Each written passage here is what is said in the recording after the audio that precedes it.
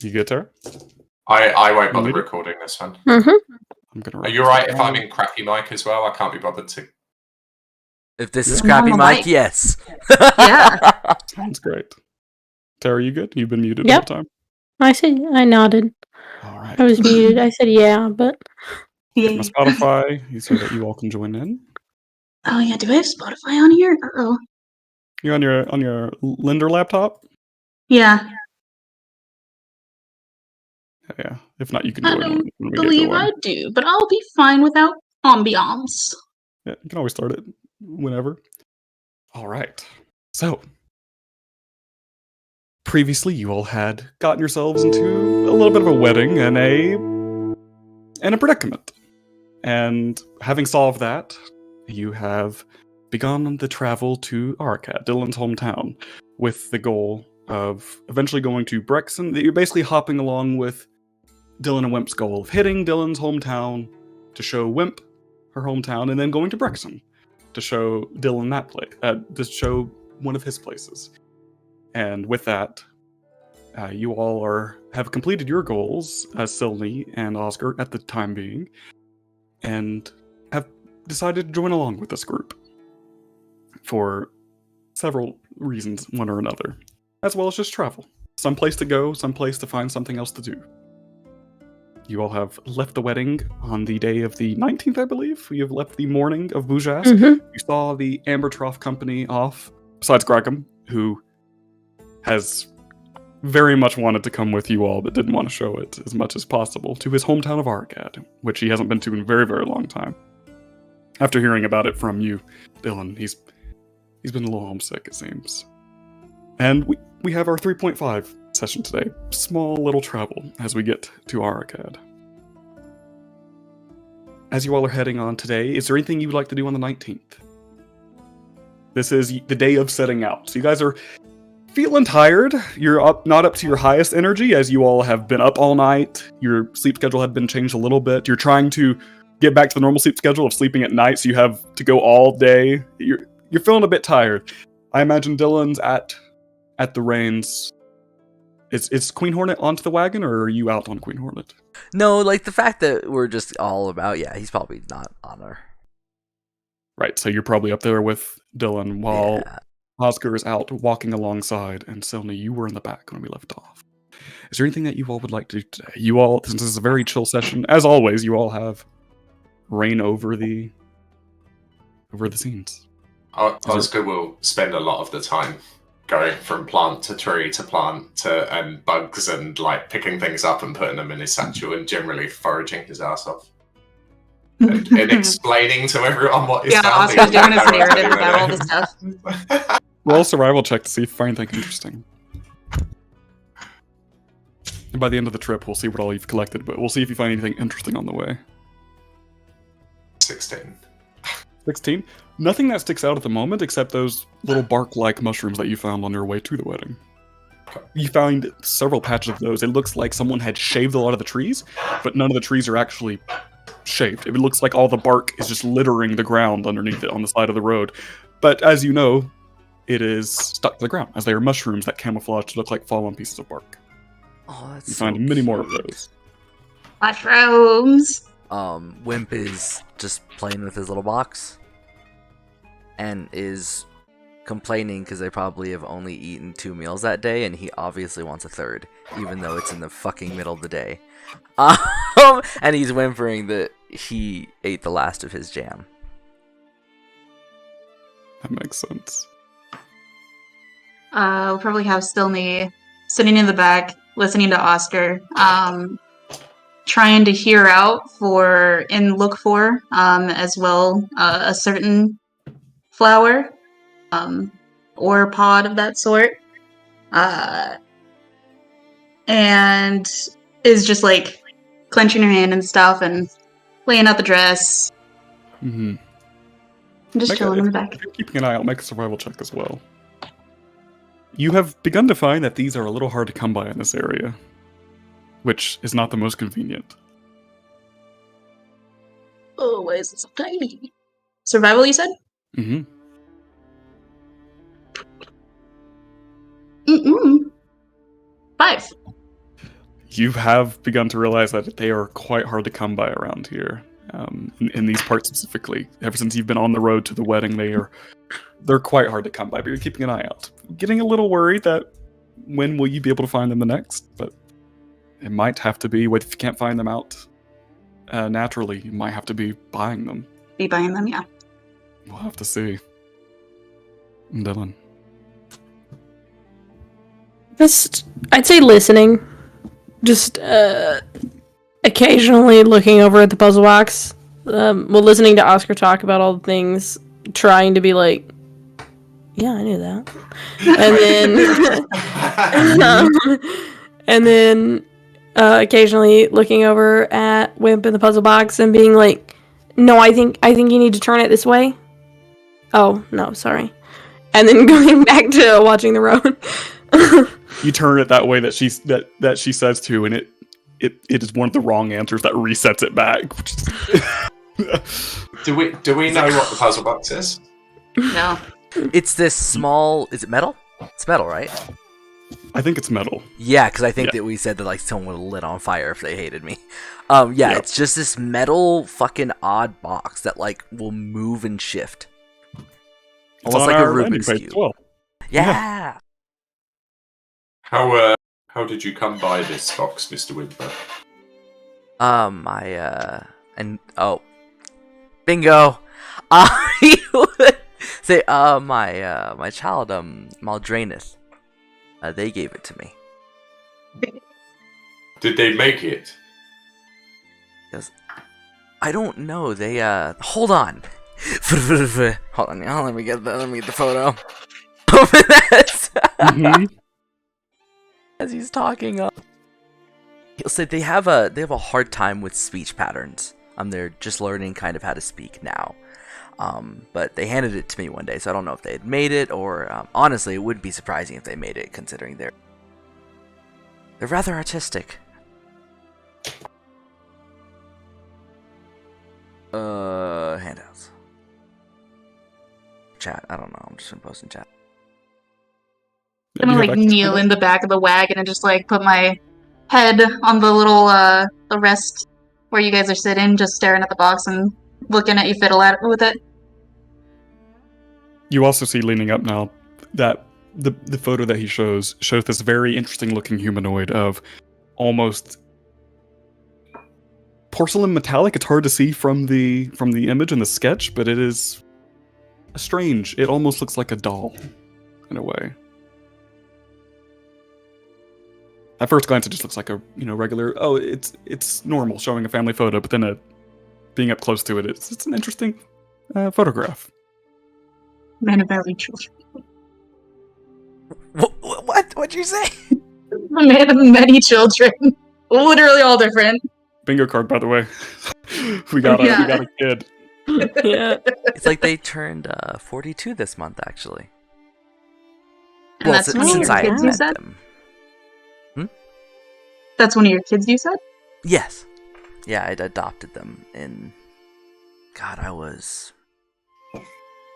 And he would kind of look puzzled at that.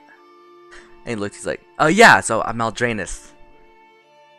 And it would look like he wasn't trying to be deceitful. It literally would look like he'd look up and then space for a moment and then just go back to what he was talking about.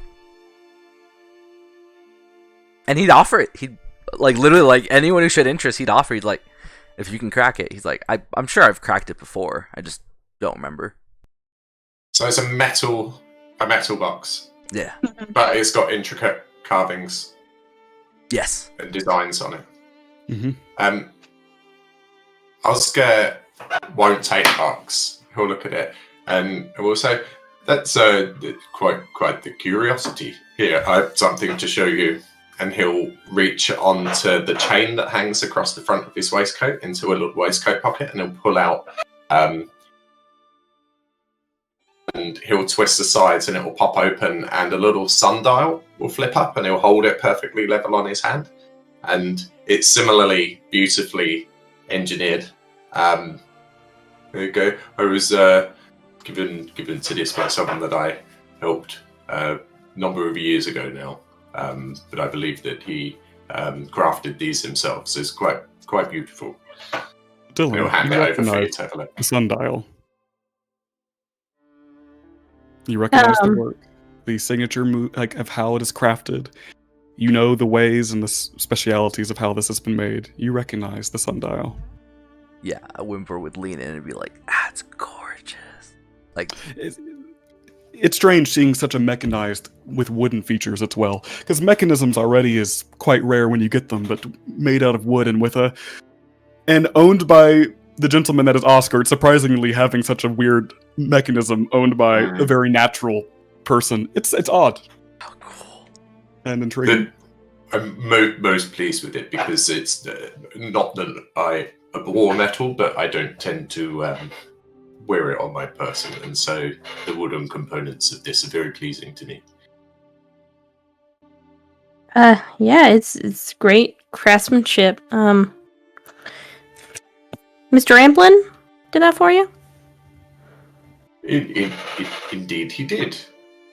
Oh, Mr. yeah. Amplin. Do you know Mr. Amplin? Oh, that's my dad. Is it Whimp indeed? would start laughing. Tony's just gonna like fucking die.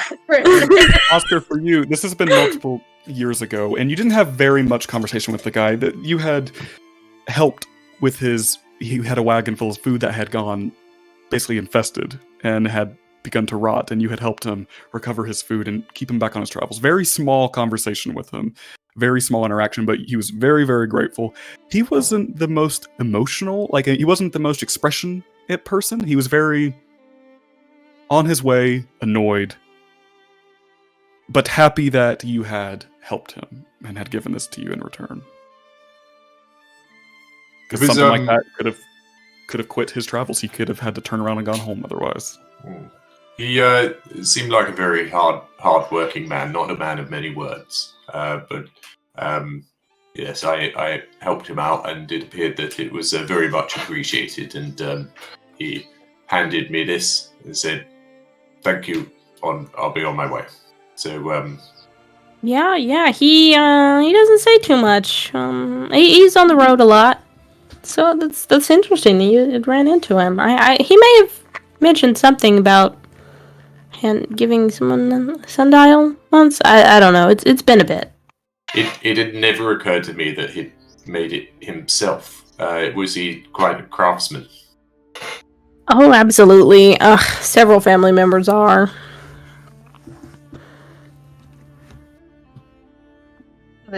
Running the family? Yeah, pretty much. We got painters, we got woodworkers, we got tinkerers, we got inventors, experimenters. You know, if it's got nerve, they've got it. What that's fascinating. What do you fall into, Miss Dillon? I can do wood carving. And a little bit of tinkering. I'm gonna pull out a wooden bird. I made this. It's painted Beautiful. red. Is this is this just a basic wooden figurine, or can it? No, this is just a basic one. Gotcha. Yeah, so I mean, I got some little stuff I can make here and there. I'm not as skilled as them. Like, they've got like 300 years on me, but just a little bit.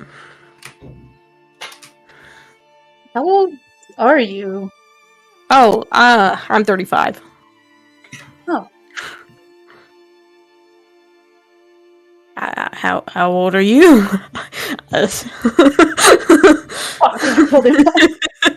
None of you really know, probably off because you've had conversations about it. Or at least Dylan doesn't know how satyrs age, because this is not a normal person that you have, a race that you have seen. 27. Oh, wow. That's... Am I the baby of the group? Gonna look over to Wimp. Well, he's got like 11 kids and grandkids, so I mean... She looks like 11? He's like, I'm I sorry. told you that I have 11. He looks almost insulted. I'm He's sorry. like, I have 12 kids. kids. He's I'm like, sorry, yeah. grandkids, and he starts to like. Dun, dun, dun. You know, I like, remembered it was in the teens. He's like, are we including great grandkids? Yeah, include those. And he begins to do weird counting, trying to figure out like who came first, and then he goes into, wait, how are they the oldest? Oh, I adopted this one. And he just goes silent, trying to figure out who the fuck is who in his family. So So, older. Yeah. how many grandchildren, Mr. Whipper? Well, he's got 12 kids. I think he's still trying to figure it out. Going through the photo album. 1, 2, 3, 4, 5, 6, 7, 8, 9, This one have everybody? Hold on, I have it. Why don't I have it so accessible? He would go. Go on. There you go. And The answer is enough. That's how many there are. Enough. Right. Enough to make the DM have a headache. Oh yeah, he would say, he's like, okay, so I have 12 kids. I have 12 grandkids, and he's like, but I only think I have 6 great grandkids. 7, newly 7, and he'd smile. Try.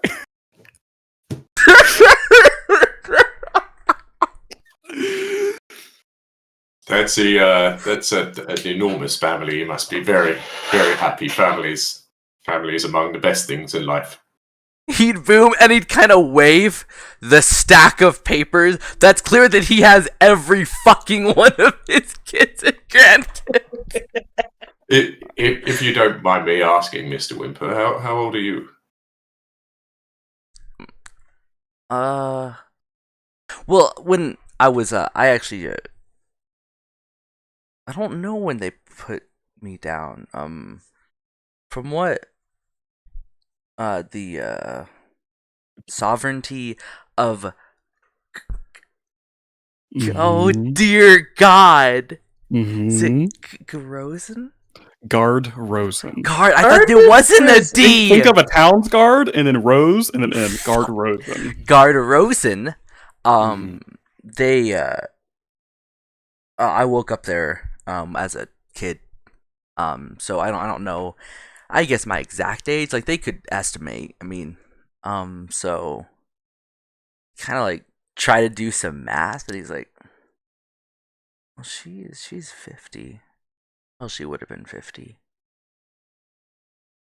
And he like begins to like be thinking. He's like,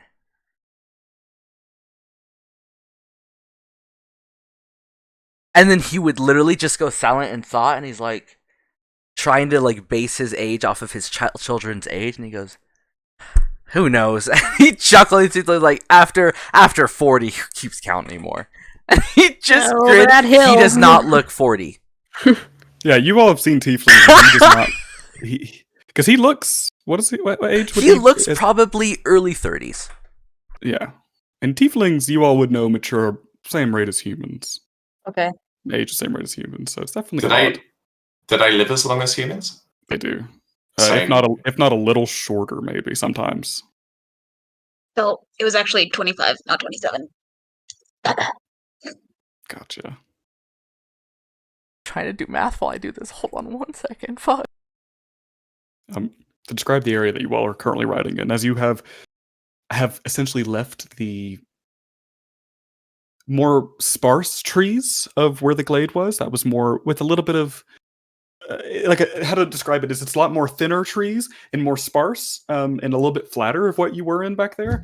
And now you are beginning to, and will be in the next couple of hours, heading more and more into the thick parts of the Sleepkin Wood. Eventually you'll head into a clearing as you reach a gap and you get into Arcad. But right now you're about to head right back into as you had come here, very large, thick trees with intertwining. It just looks like a maze.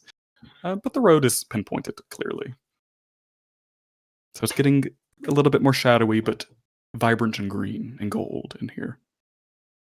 It's beautiful. I know. Fuck. I want to be there right now. Fuck.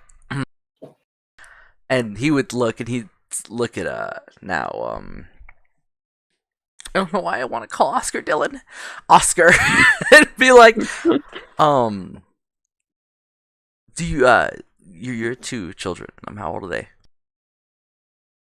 Pyrus, the energetic lad, is 11 years old, and young Hole is 8. He nudged Dylan, and he's like, "We get to meet your dad." Well, some of us get to meet him again. And he motioned towards Oscar, and he looked back at Silly. And he's like, "We're gonna meet your parents anytime soon."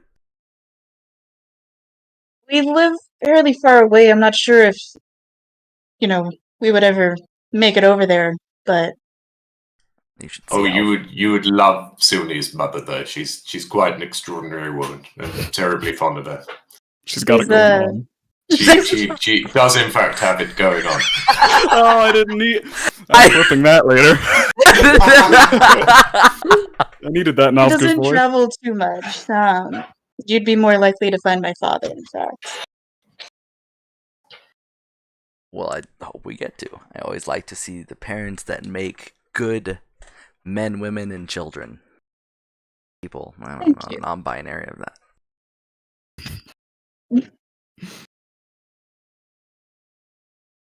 Extremely small world, I suppose.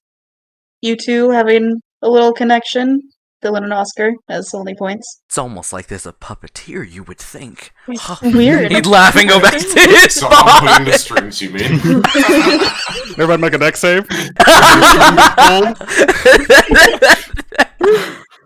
Oh my god. It's not that big of a stretch. A traveler with a traveler in the same places. I love You're bound it. to meet after so many years. Yeah. Yeah, my dad doesn't Unfortunate. really stay in one spot, so I mean, Interestingly, neither does Silnis. I believe I only had the good fortune to meet the man in passing once when I was visiting her wonderful mother. He seemed like a terrific fellow, but he's out and about a lot, isn't he, Miss Silny? Mm. He is, yeah. Doesn't spend too much time at home, but extremely jolly and everything. I love him a lot. that's nice. And in terms of meeting my parents, I don't foresee that will come about. They are quite some way away, and unfortunately, we don't enjoy the best relationship anymore. But I think by the standards of my race, I got married and had my children very young. I'd still be considered too young in the grand scheme of things, but life throws us funny cards sometimes. Yeah, I can agree with that. That's unfortunate. It makes me so uncomfortable when Ethan is grinning. Literally like I'm it just fucking enjoying it. Oh, okay, I'm just- good. I was It's like, not me oh, scheming. fuck. I'm just enjoying the RP. This is a good. television show for me. You all don't realize how selfish being a DM is for me. I get to just sit back and watch this shit. I'm just I enjoying fucking it. love it. Okay, good. I was like, y'all be prepared. When I'm actually scheming, I'll hide my smile better. He suddenly just put some Ethan mask in front of his Mhm. face. I'm just enjoying it. I love your all's RP. What time of the day is it, Ethan? Probably by now it is getting around 12 to 1, and there's actually a time where probably Oscar first, where you were more attuned. Probably you and Dylan are probably more attuned to keeping up with the sun and to pinpoint the time more exact. You literally sundial, true. And you two would definitely begin to dawn on both of you near the same time. A feeling of just an interesting little thought that passes through of thinking about where you were yesterday in the past few days and where you all are now, grouped up with a bunch of strangers, whether for a short time or long time, but thinking about how you all had met under circumstances, what you all had done, what you've accomplished with the tree, and now you're riding a wagon together, and it's just now been 24 hours since you've met. It's an interesting thought that crosses both of your minds. Is- And if the rest of you see that it's 24 hours as well, then all of you kind of have that thought of interesting how you can meet someone within 24 hours and end up in a situation like this. Because it's been just about exact. We're still following like the rest of the troop as well, right? So we don't have to look out for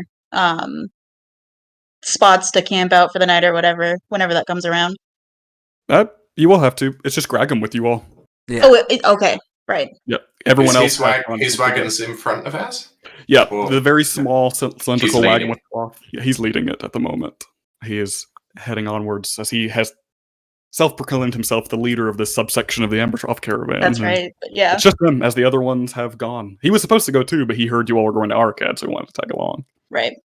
Probably around this time, the wagon in front of you comes to a halt. And remember, this is the one wagon with kind of. It looks almost like a.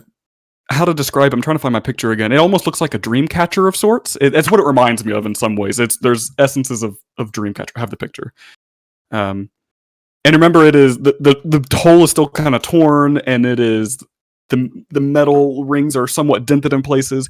And what's interesting about this gnomish wagon is it's pulled by a single cow, not a horse or anything else. It's pulled by a cow. It probably comes to a stop at some point. And Dylan, with your reaction speed, you're easy enough. You aren't following too close behind. You pull on the reins, and the wagon just stopped ahead for a moment. And then you see the little elderly gnome pull himself to the side and go down his little ladder. I'll just be a minute. Hold on. Something in the road. What's in the road? I'll tell you in a minute. So he just walks around. You see him pet. Can't quite see, but you see him. You can hear him basically talking to Brimup, his cow. Are you gonna be able to pull whatever's on the road? It's small. He says, at some point, he says, all right, come get your pickings. This happens every once in a while. It's good luck. I'm gonna climb down. Yeah, Oscar will walk over. You come over and you see scattered throughout the mud here, because it's still the muddy type roads in the forest. The Golden Knight's kind of beaming off a few dozen little coins, all caked in the mud or just recently scattered, probably a day or more. Someone lost a coin pouch. We have a story on the Ambertroff we say about people who do this. It's good luck for us, bad luck for them. That's about it. Get your coins. It seems like an ambush to me. Stiffens up a little bit and starts looking I was just around. about to say, yeah, I know Wimp kind of tightens. He I mean, starts what's gonna walking. happen out here? I'm gonna go and start picking up some coins too. He was motioning his way over to Wimp. Mm-hmm. What'd you say? Oscar won't pick up coins, but he'll sort of start peering around. There was probably a moment where he was about to start walking over to Wimp when you talked about ambush, but then now that Sonny's picking up coins, he's like, yeah, nothing bad could happen here. He starts picking up the coins. Yeah, Wimp would pick up one. Just put it in his pocket. And these are gold, too. These are no silver, no copper, all gold. You'll pick up one gold coin. Silny, you'll get about 6. You picking up some, Dylan? Yeah. Nice. You'll get about 4. How do You see it. people usually lose coin purses on the road, especially in the middle of a forest? Usually if the horse gets spooked or something like that, they can drop all sorts of valuable things. One time I found a pair of teeth, and one time I found a little wand I thought was magical, but turned out to just be a carved stick. It's still good, and everything has a story, I suppose. It's better than horse shit. That's usually on the roads. He Yeah. picks up the final coin and pockets it. I mean, it's probably all over these coins, but nothing that water can't fix. Yeah, that's true. He spits on it, starts wiping it off. After a moment, probably you, Oscar, with your passive perception over here, you see in the mud, kind of off the road, is a little coin pouch, very caked in the mud, as if it had fallen and got covered up and sprayed. But you find what is the pouch of the coins. He'll hook it with the bottom of his staff. Feels like there's about 3 coins left in it. And lift it over and hold it in front of Silny and go, Miss Silny, here's the where the coins came from, I believe. Some poor chaps dropped it on the road. Ooh, and he'll bend down to where the coin pouch was, and he'll pick up a caterpillar. He'll go, see, treasures can be found everywhere. You see this caterpillar when it goes into its chrysalis and goes through its transformation. When it comes out, the wingspan of the butterfly emerging from that cocoon will be 4 times the length of this caterpillar. It's quite extraordinary. What do you think? And he'll hold it right under Dylan's nose. He's doing his little thing. I'm gonna look over the bag and see if there's any scribing on it. No, just a normal. It's kind of maroonish, now brown, kind of little coin pouch that seems to have gotten lost. 4 coins left in it. Twink. He would just look at Oscar and be like, I understand now, Marigold and you get along. He's like, fucking druids, man. Does she like caterpillars as well? Oh, she adores them. Grogan's walking back to the wagon. Mm-hmm. She's an extraordinary young woman. I'm very, very fond of her. I mean, they're both quite charming. So. As you're standing here, Gragam's already back up on his wagon. Get out of the road! We're losing daylight. Alright, okay, I'm coming. So you round back up, get back on the Alden is wagon. charming as well. Keep going. Gets in the back of the wagon. He would pause, and he would like try to do math, and he would look at you. Oh, the Oscar's like, how old are you? To who? Me? Yeah. Me. I will be on my next name day, sometime away. I will be 116 years old. He would pause and be like, yeah, then Marigold, yep, pretty young. Because he just did the math. He's like, she's not that. It's like, Still considered very much a youth, though. My kind tend to live for quite some time. The stories you'll have. Yeah, Gragam, yeah. Go ahead, Dylan. I was just gonna be like, yeah, I totally get that. She like counts on her fingers for a second. She's like, 4 that are like 350. They talk a lot. What would be the protagonist? He's like on I'd say 370. the door, right? He's like there. I know. I'd say he's got a good 30 to 40 years. Oh. What'd y'all say? Nothing. He didn't quite get his perception check. I heard my name. I know I did. Yeah, we were just talking just about pull how away. you hate Arcad and you're from there. You Arcade. deliver packages so well. That sounds like you're buttering me up, and I'll take it. I love Echo. His cow's pulling him along. Fun fact, he gets disadvantage on his perception checks. Because that album is really old.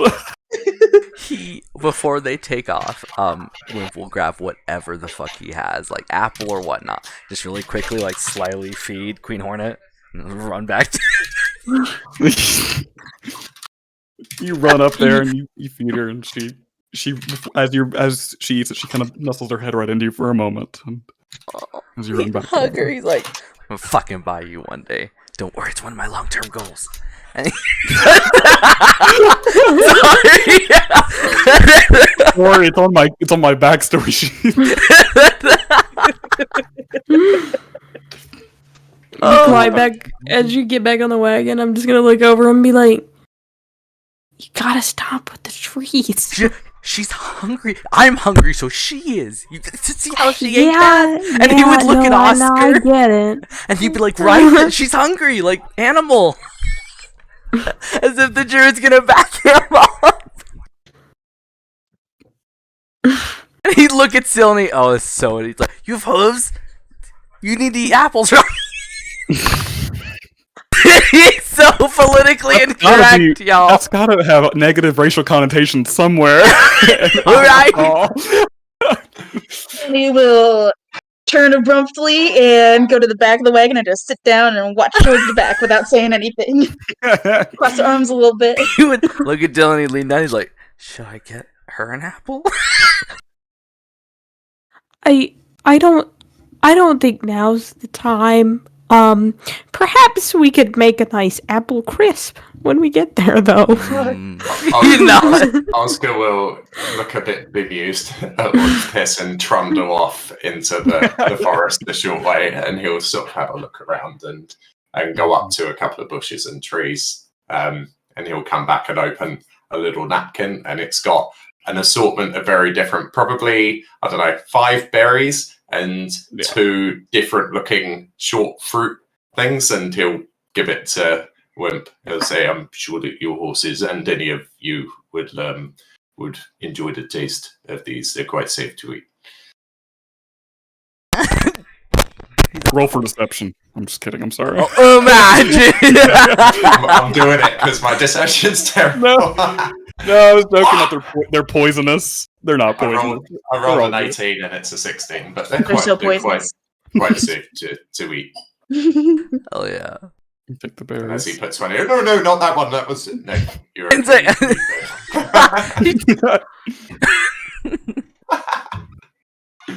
Oh, I love it. just pulling your tit, Mr. Whimper. Ah. You usually pull tits. And he's like, Silny, that's inappropriate. You don't just ask someone that.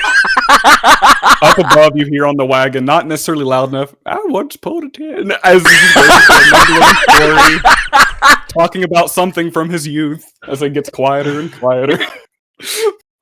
Wow. You all travel for the rest of the evening, and it's uneventful but nice. You're getting a little bit more of that. As you're heading more and more north as well, it's almost as if autumn is sped up even faster, as you're losing that summer breeze and you're getting a little bit up to that autumn chill, even more now.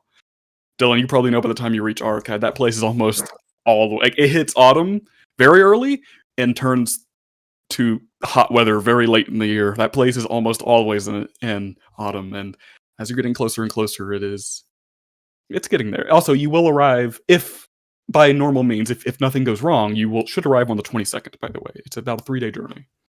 But however, you all travel, and if there's nothing else you'd like to do today, you all are welcome to camp out.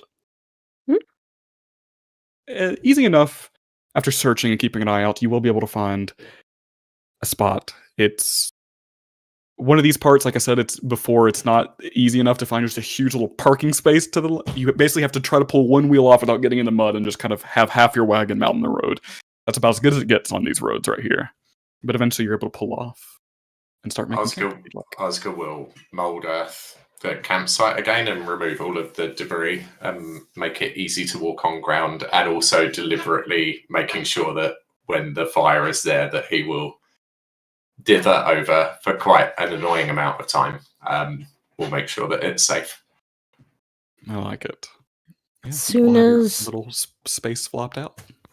As soon as Oscar starts like clearing the debris and stuff, I'm gonna look at Wimp and be like, could have fucking used that all the other times. You just He got just many giggled. mud stuck wheels. Yeah, you will have a nice little spot out here. And Gragum will start taking his little fold up cloth chair and sets it by the fire. He sits in and he starts getting his pipe. Yeah. And he sets his pipe, and you see almost bluish purple smoke begin to arise from it, as usual. It smells of tobacco, but there's some fruitiness to it. As he's sitting here, and he just crosses his leg and just watches the fire as you all are able to put whatever chairs you might have in the back of your wagon and whatever other little stumps and whatnot you all get. And you're welcome to camp out. We can skip, or you all can talk. Wimp will totally not take a chair. We'll just lay on the ground with his head just elevated on like a rock or whatever is available on Dylan's foot. Just whatever gets his head a little bit lifted. And he would say, he would look at Oscar, and he'd say, "Hey, if you in your little," and he'd motion in the forest. If you find a fig root nut, is it a fig root nut? Oh God, Dylan, help! Yes. A fig root nut, which is a fruit. But he's like, can you just grab a few or all of them, or if you can pick up the tree, that would be nice. And Oscar, you would recognize this fruit. I believe it is in the light-held fields native to there. So quite out. It's not quite in the area, but you've heard of them, and they're quite delicious. They grow natively around there, closer to Aerith. Which is actually his stomping ground. Yep. Yeah, I certainly recognise these. The chances of finding them this far out are slim, but who knows with nature and the Green One's plans, who find the stranger things. As we've seen, I will certainly keep an eye out for you. He'd look all sad. He's just not. Yep, wrong territory. I'll give him a pat. I mean, if we can't find it in nature or anything, I'm sure that possibly merchants. Yeah, if we come across any, that would be it's a necessity. Do I know if there's ever any sold in Arcad? Not regularly, but with people who come out and get. I mean, while Arcad is not many people go to it because it's out of the way. Most people traveling through the Sleepkin are going to and from Brexon because that's the only big city here. Mm-hmm. Sometimes merchants will pass through Arcad knowing that's a little bit out of the way, and so that's often where the Jam-Pack General Store and whatnot, or the Jolly Old Tavern will usually purchase such things, but it's not there all the time. Sometimes. Well, I mean, Jam-Pack General has various stock. we can always check when we get to Arcad. They might have something. Yeah, he'd nod and he'd be like, "Yeah, that'd be nice." At a certain point in the campfire, you will see Gragum for the first time kind of pop up. He'll lay his pipe down on his chair, balancing it almost perfectly, seeming to have done this a lot, and he'll look over at you, Dylan. And if you're near him, he'll give like a little kick in your direction. You got your set of cards? Absolutely, always. You want to play a little story game? I'm gonna pull out the cards, hand them over. A story game? A story game. It's amazing. You guys want to play this? It's just something usually, if to pass the time and also seeing new people, get a little story out of them. You pull a card and you tell a story appropriate to that card. That's simple as that. Okay. And you'll go to hand it to him, and he'll just motion his hand out. You shuffle them and hand them out. Someone draw one. I'll One of shuffle you. them. Start handing them out. We'll offer them up to somebody. Yeah, he'd take one. Go ahead and roll me a d4.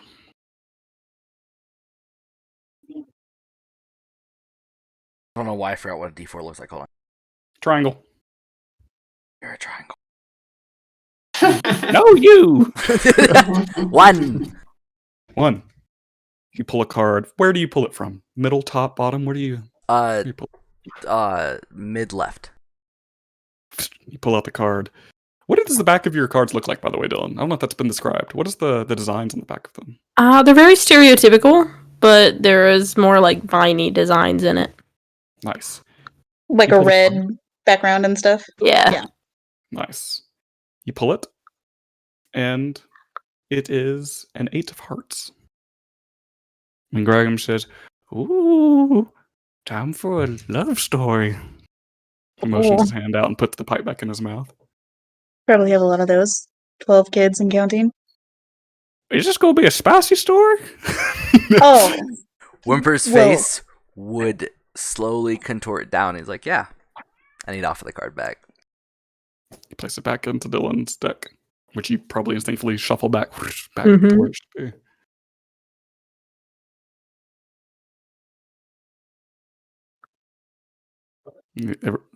Graham looks to you, Wimp, for your love story. It was a story.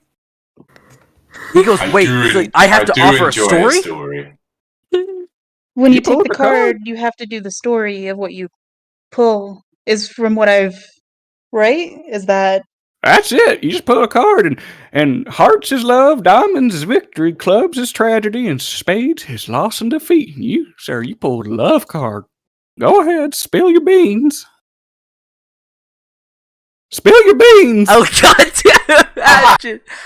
He would look flustered and he'd like, "Love, he would perk excitedly and he would say, "So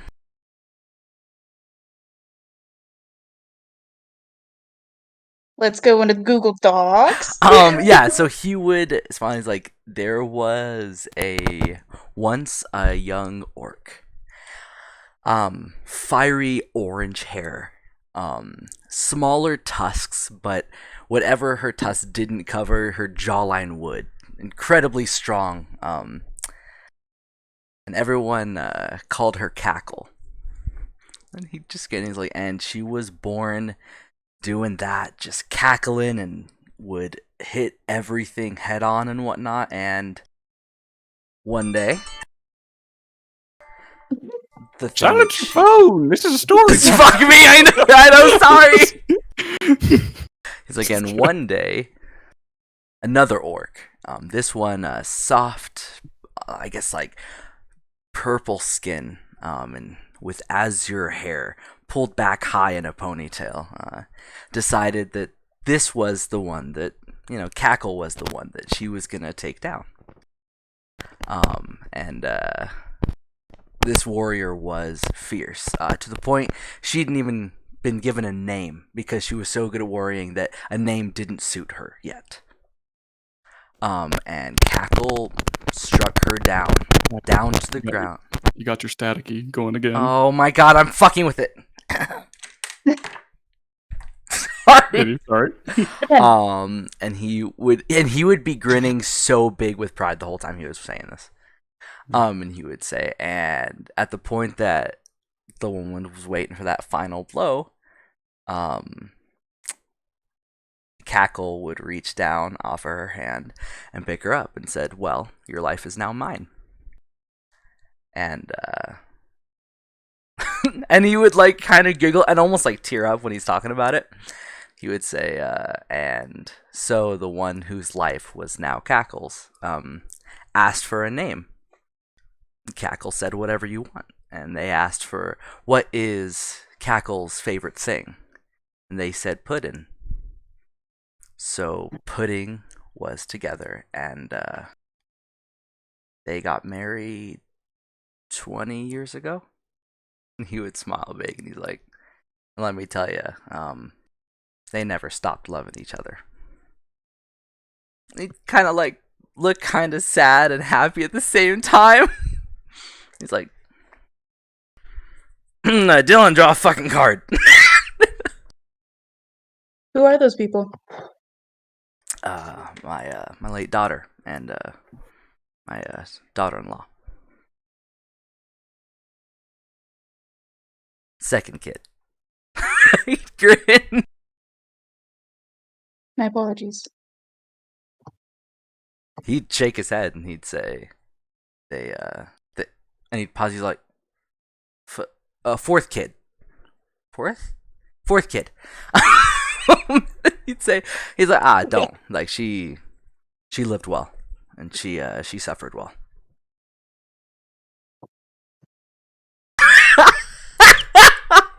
Did you say that how you meant it?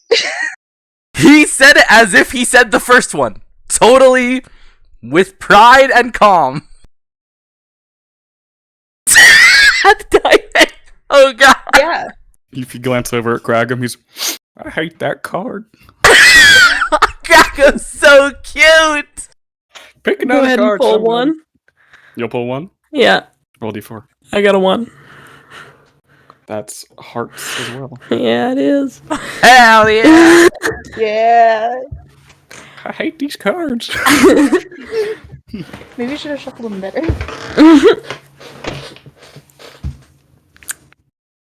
Real quick before you start, I'm gonna go turn the AC on because Jesus. Yes, please. I'll be right back.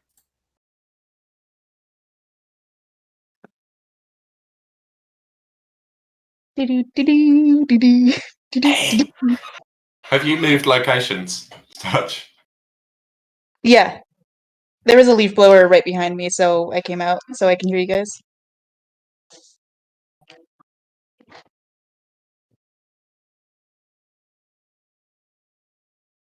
Okay, you're good. All right. So she's gonna sit there quietly for a second, and then there once were 2 gnomes who lived across the street from each other.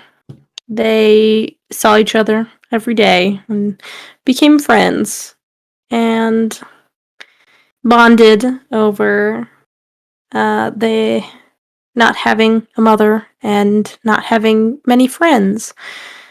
And they finally grew to love each other and something more romantic. And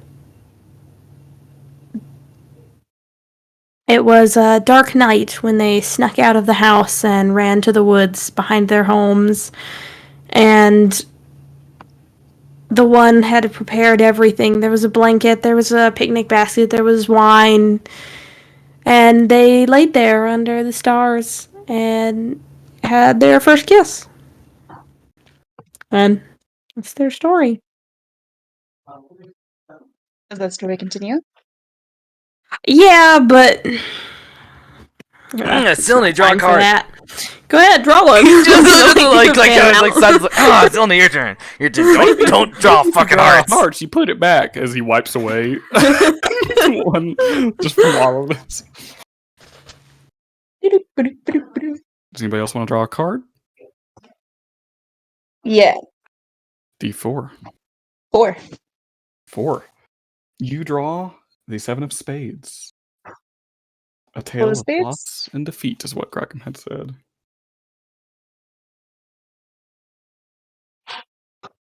Ace can be just as tear jerky. Be careful.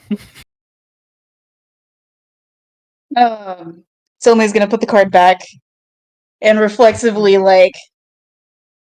mess with her arm a little bit. Look over to Oscar.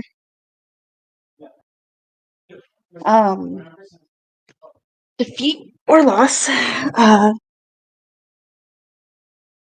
Okay. I don't know if you all had noticed. I have, and she lifts up her arm, and there's like this large scar that runs down her like forearm.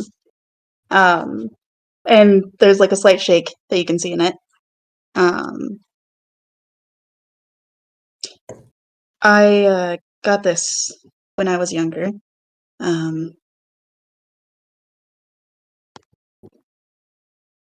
Being very careful with how she's picking her words.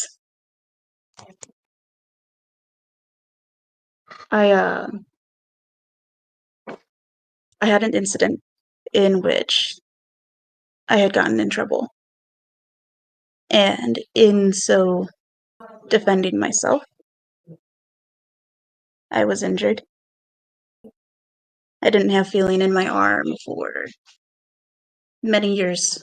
And even today, I still have pains. Before it rains, my arm aches.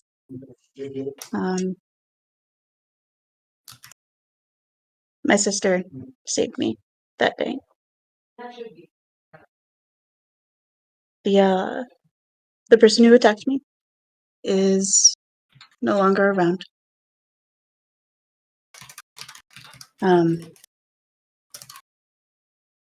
I don't know. I'm storytelling. It's. I have an issue with my arm. That's all. I don't really have many. And she's just gonna get quiet and stuff and trace the scar. I think you manage beautifully despite having a sore arm, Miss Sylvie.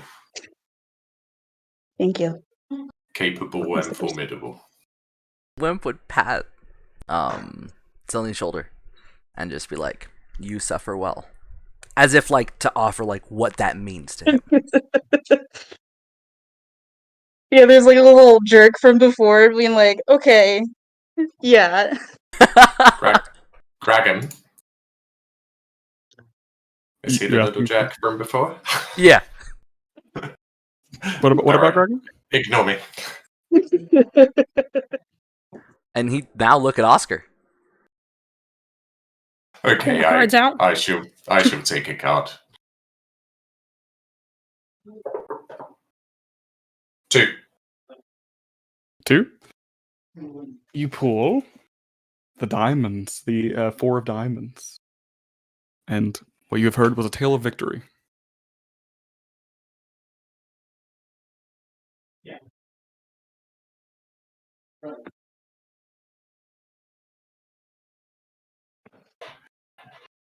Not so long ago, There was a clan of furbolgs who lived deep within a forest. They had existed there as a clan for centuries. They had a very strict understanding of their place in the world, their place in the forest, and the laws by which they governed their people.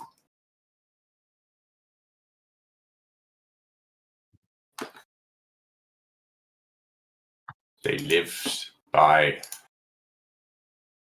5 tenets that determined how they ran their lives and how they made decisions and how they provided for one another. The tenets are: number 1, all are judged on personal merit and contribution, not birthright. Number 2, all species are equal and deserving of sustenance, shelter, and opportunity to contribute. And he'll gesture at all of you because we're all very different. Number 3, all are responsible for the well-being of others. Number 4, all must tend the garden, and I'm sure you know whose garden I'm referring to. And number 5, the clan comes before all. And there was one young furbolg who, as he learnt his lessons and lived by the 5 tenets and tried his best, he began to understand that the first 4 of those tenets don't necessarily fit with the 5th. For how can we care for all species? How can we all be judged equally? How can we all be responsibility for each other when the clan comes before all? And this young furbolg, in his youthful exuberance, began to ask questions. And certain people in the clan didn't appreciate these questions being asked. And these questions were against the teaching and belief and ways of Eldith, who they all loved very much. And the young furbolg was disciplined and ostracized and shunned even by his immediate family. And just at the point that he was beginning to believe that he had the wrong of it and had maybe been too hasty with his decision-making, he began to have dreams in which he was led into a forest by a hand. And he had this dream over many, many nights. And on the 12th night of the dream, he was led to a pool in a glade. He looked within the pool and found, and he'll pull out the coin case, and found the coin of blossoms, a direct gift from Eldith. And upon awaking, the words in his head were, "Go forth with the tenets 4 and tend my garden," confirming to him that what he'd suspected all along was in fact true. And that's how such a young furbolg ended up on his own out in the world, but triumphantly proved to himself that his convictions were correct, and now has a mission to try and show the rest of the clan and the rest of the world that it's more important to look after each other than it is to put your own clan before everybody else. And he'll tuck the coin away. He'd smile. Oh, goodness.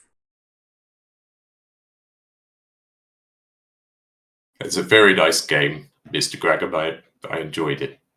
Yeah, He'd look I at enjoyed it Graham. too. He's like, yeah, draw a card. I'm the one who brought it up. Where's the roll? Yeah, but you have to draw the card too, but that's not how that goes. Roll persuasion check. As he wipes away his listening, like his tear from listening to all of it. I'll tell you, you all are much better at stories than I am.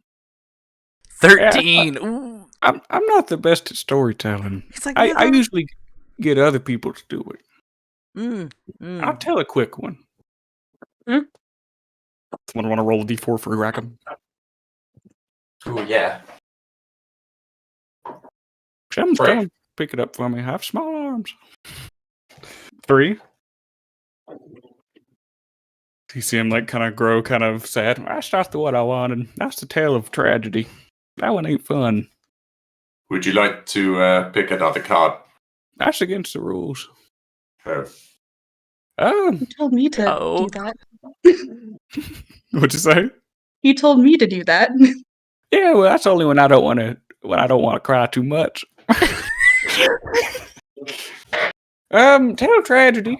Well, there's one time this gnome and this other gnome, and they were good friends, and they grew up together, and they got into trouble and whatnot, and then eventually they were like, "Screw it, we're gone," and they left together, and eventually they traveled, and they got a wagon, and they went out and they did some jobs, and they made some good money, and then eventually the other guy died, and then the horse died.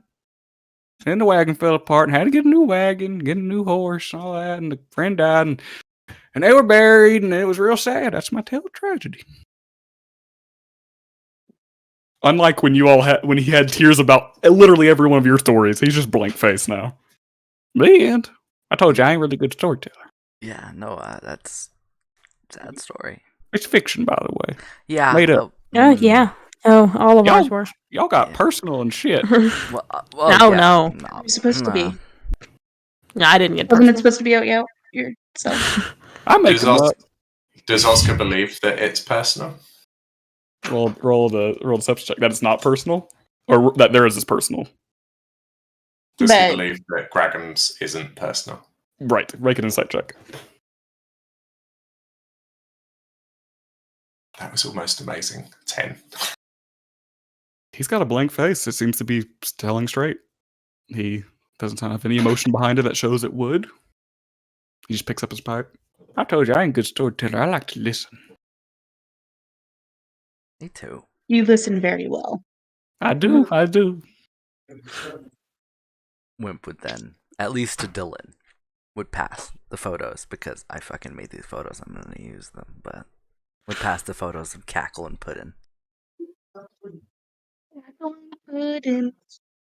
Oscar starts sewing stuff. Whatever. Nice. That was sewing camp. No. Narratively sewing. Yep.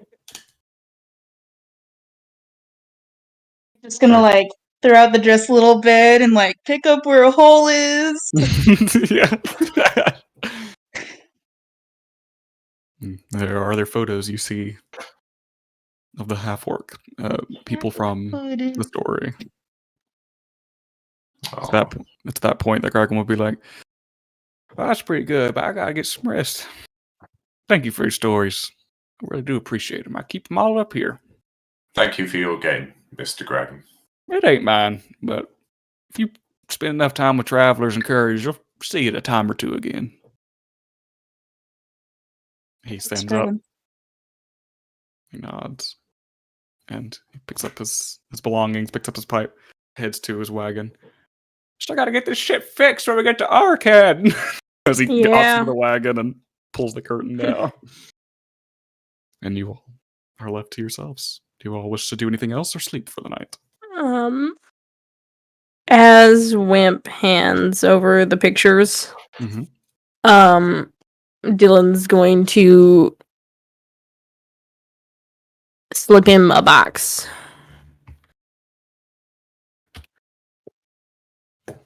You were handed a box, Wimp. What's the box look like? It's just it's a wooden box. It looks handmade. Doing it stealthily. Oh, make a stealth check. Make a sleight of hand check then. Yeah. Oh god, I'm not gonna make one because he's gonna grab it and open it in front of everyone because he has no fucking sense. 18. He's just gonna peek and None then of pause. you all see A it. box appears in Wimp's hand. Pretty much. None of you all notice the little slipping, but you pick it up and just He opens it and he closes it really quick and he looks at her. And his ears just droop. He looks so sad as he hands it back. Oh, I can't. And then I'll get out a little snow globe and I'll shake it. What's the snow globe of? This is the thing that makes me happy. Bowcaster. It's my emotional support snow globe. It's what snow globe? Emotional support snow globe. No, what's it of inside? Bowcaster. Oh, you see the little wooden-like maze city of Bowcaster, and it says Bowcaster on the outside of you as you just shake it as it starts to. The snow is supposed to look like steam, but it's essentially what it's supposed to look like as you shake it around. It's funny as you shake that. It looks like there's earthquakes going on in Bowcaster. Strange. Is this something that you've made? Oh no, I bought this. Mm. Just a little souvenir. I like trinkets. What's Merch. that shaking? It's merch. It's Bowcaster dumb merch. Bowcaster merch. You want to see what else I have? I can't imagine what else you would have.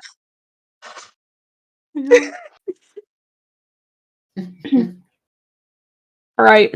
She puts away the snow globe, sets it Okay. aside. Yep, set The that steam's still aside. raining down. I pull out a t-shirt. It says the Beam Festival 315. You all recognize it seems to be one of the nicely sewn T-shirts that you can buy at the Beam Festival in Birdie each year.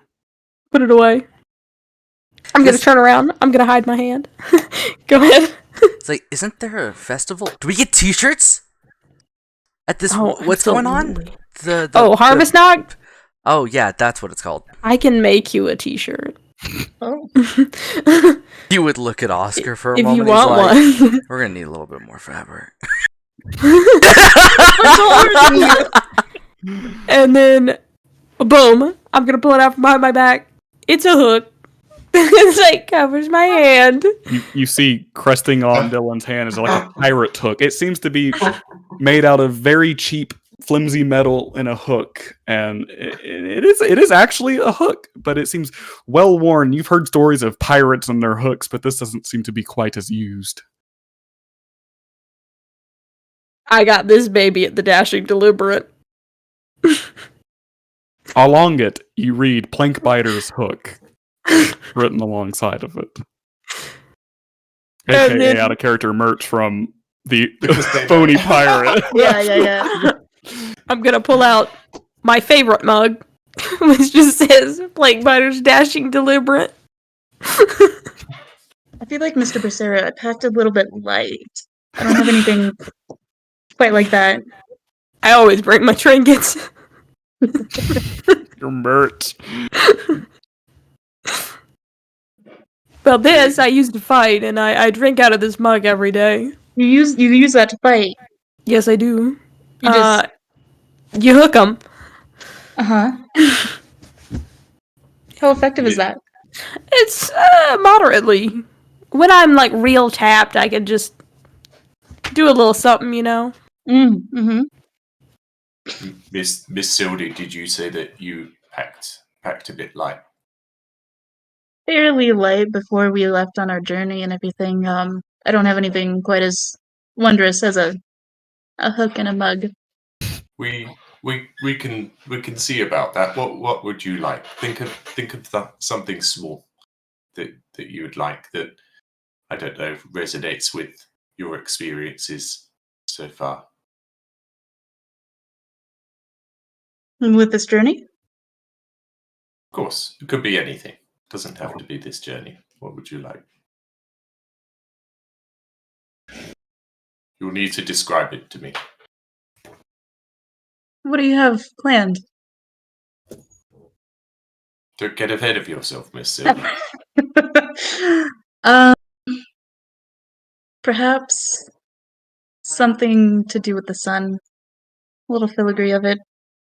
Okay. Or, Okay, and he stands up. So take this time stretching, standing up. If you'd all like to just follow me. And he walks into the trees. Seems a Fitch little him weird, would but walk, but he would hug our little plant light when he does. Because he's like, oh, there's some people that can't see. Yeah, so it's he just falling kind out. of Oh, that's waddle with the right. light in his hands. So Oscar walks straight up to a tree and he puts his hand on it and he stands there for a few moments. And then shakes his head and he walks onto the next tree and puts his hand on it. Stands there. He leans Moves on to over. the next tree, puts his hand on it, immediately walks onto the next tree. Probably 7 or 8 trees to the point where you guys are just like, what the fuck is he doing? Oh, it's as he's walking, just really quick, fucking Wimp will lean over and be like, Miracle does this shit all the fucking time. To the other two, it's a weird Drew, just wait, let's walk. He'll hear that and he'll turn around and say, is she a singer as well? He'd look puzzled and he's like, okay, he's not doing the same thing that Miracle did. He's like, nope, never mind. I imagine with enough training and practice, she could get the knack of it. I'll have to discuss it if I see her again. He finds a big tree and he goes, here we are. If you wouldn't mind sitting down. And he'll sit cross-legged in front of the tree and he'll put both of his hands on the tree. Are you all sitting? Yeah. Nothing will happen. For like a good 3 to 5 minutes. And just at the point where you start to look at each other again and go, what the fuck? This really, really deeper than his voice rumble will start, and it will sound like a humming. And it will just really long, drawn out notes, and it seems like they last longer than, even though he's huge and he's got big lungs, it seems like he'd expel all of the air before that humming were finished. And then the hum starts to change pitches. It goes up a bit. And over the next 10 minutes, he'll be tree singing, because he's a tree singer. And not only does the tune change of his humming, but you won't be able to figure out how it starts to harmonize with itself. And it sounds like 6 people are singing, even though it's just him, and it's all coming from his chest. He hasn't opened his mouth at all. Quite mesmerizing. And at the end of the 10 minutes, he'll stop singing, but you'll feel like you've probably been listening for, I don't know, half an hour to an hour. And I don't know whether you'd have noticed, but as he's singing, he'd have brought his hands together over one part of the tree. And he'll stop singing and just stop there for a minute. And then he'll close his hands and he'll nod to the tree and say, thank you for your gifts. And he'll turn around and hold out his hands to Silney, and there will be a perfect wooden sun, as if it's been carved and varnished. I will say one thing about it. Because the spell can't actually make little items like that, it is kind of the basis of it, and could perhaps be touched up with some wood carving tools and whatnot. So you basically have the shape of it that can then be intricately gunned down. Because the spell can't make items, you have the basis that you can then advance into what you need. Basically, you get your mold of what you'd like. That's so Okay, cool. okay. This is that was beautiful. You're welcome. It's Thank you. it's a talent not too many of my kind possess. I've just been terribly fortunate to have got the knack, as it were. But can make all kinds of useful things. Shovels and buckets and spades. Only if it's the right tree, and only if the tree is willing to provide you with its gift. It could make weapons. Not that that's really something I'm fond of, but if one needed to defend themselves, you could get a good quarterstaff from a tree, maybe a small dagger, and you'll find that they really are quite capable, though they're not made of metal. He'd lean over to tell him, like, is this what it feels like to be emasculated? I don't think I've ever felt emasculated before. He'd just be in total fucking awe. Like, I mean, I could help you out with that. he goes, you can make me sing to fucking trees? No. And he said it way too loud. The tree this, Dylan. I don't know about that. I mean, I can do some wood polishing. Yeah. Basically, something goes off in you, Dylan, of seeing. You know that it's really hard to get the correct amount, like the correct shape of basics of wood and whatnot to start your wood carvings and your metal intricate, like your metal workings. But seeing something, you see an excited feeling as this furball has just created almost the perfect sun already. Magically, something goes off in you of because you know how hard it is to get the correct shapes and basicness of like what you need to carve designs into. Could you The tree, perhaps- the tree's completely unscathed as well. Nice. Mm-hmm. It seems that the tree grew outwards and created this extra bit Sick. for aka it's a homebrew spell that Manners made that we tweaked up. Could you perhaps help make this into like a necklace? If we can find some twine Yeah. somewhere. And I feel like I have twine, um, but I can definitely carve it down. So what I've been excited for is for the tree singing because you can create so much things, and we also have a wood carver to make it even more specific. After that, you can quickly get an item with that spell. yeah. You So you could badass. get like you could get daggers, you could get arrows. Yeah. Yeah. So he's the background and the reason that I came up with it is Oscar with his coin can enrich the land, and that's his thing. He goes around and he helps farming communities and uses the coin. But what he also does is gives if a farmer out the back of beyond has broken a hoe, he can make a new hoe or a shovel or a rake. And that's part of his gift as well. So it's not just enriching the land, it's using the land to provide for the people who tend it. Mark off 2 copper, by the way, as you offered that to the tree. Yeah. Part of the spell. Oh yeah, he would have had those in his hand as he put them on. Yeah. I love it.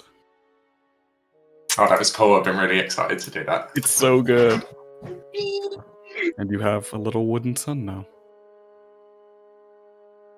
Yuck.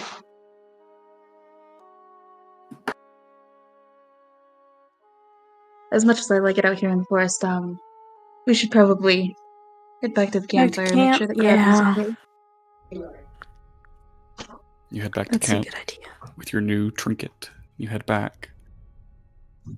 And Oscar, as you leave, you get a feeling you haven't gotten in a while, but now that you have the coin back in your possession, when you tree sing, as you're walking away, you just feel almost as if the tree doesn't move, but you just feel as if the tree happy with what it's done for you as you leave. You head back to camp, and you all are free to camp out if you'd wish, and take a long rest. Hell yeah. Yeah. Would you all like to keep going or end it there? I will be dipping out. You guys can continue and everything, but I have dinner with people currently, so. No worries. I think this is honestly a good time to dip out. I think that Yeah, It's up to you. that was lovely though. Well, nice You want to end it surprise. there? yeah, just because Yeah. I have food coming, so no,